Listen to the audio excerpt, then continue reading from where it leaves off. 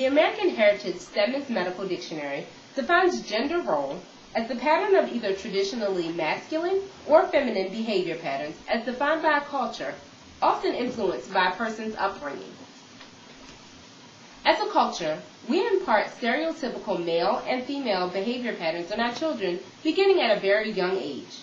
We may do this by interacting with male and female children differently, perhaps by coddling a baby girl and not being so quick to attend to a baby boy in distress.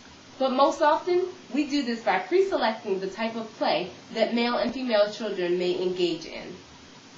We save trucks, sports equipment, and tools for boys, dolls and dresses for girls. Thus, we inadvertently create situations where males are overly aggressive and females are overly dependent. Men grow up to reject emotional and nurturing behavior as they may be perceived as feminine. Women grow up to reject traits of assertiveness as they may be perceived as masculine. As a solution to this, I propose that we allow children to play without restriction. Young children do not yet discriminate in terms of gender roles and are therefore experimenting with all available options. Many parents, especially of boys, worry that allowing a boy to play with dolls or dress-up clothes will render him homosexual as an adult. Studies have shown that a boy allowed to play with dolls is no more likely to become homosexual than one who is not. In the online article, Should Boys Have Barbies?, Laura Scott, who is a 30-year veteran of child and adult education, says, "Our mindsets as adults influence us and drive us to buy guns, sports equipment for boys, while buying dolls and arts and crafts items for girls." She continues on to say that children are not yet aware of these rules until we as adults teach them. Some theorists even argue that homosexuality has more to do with biology than with environment. Dr. Simon LeVay, a neurobiologist, theorizes that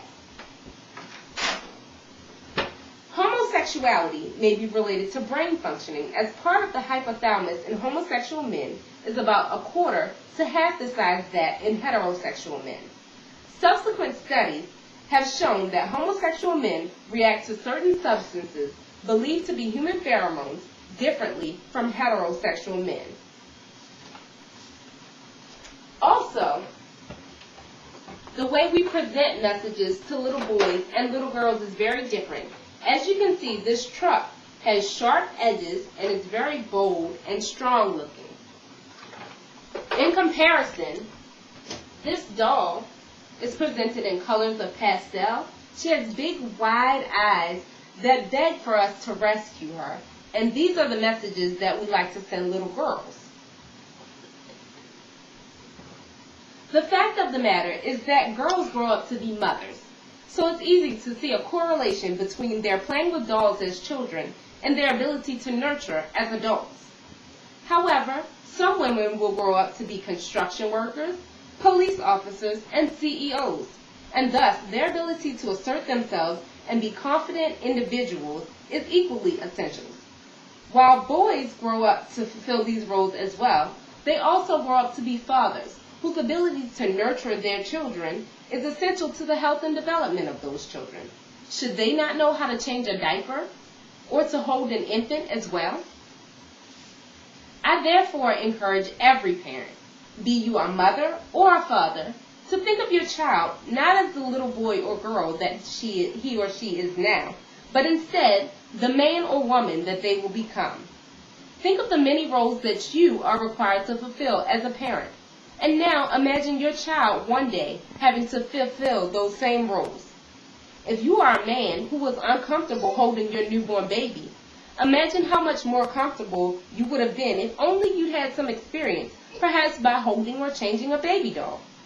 If you are a woman who has found it difficult to assert yourself in positions of leadership as a confident and competent individual, imagine how much more comfortable you would have felt in that role if you were encouraged to express those feelings as a child.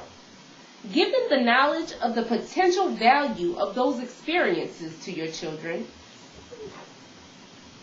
break those stereotypical confines, and feel confident that you have thus empowered a future generation. Thank you.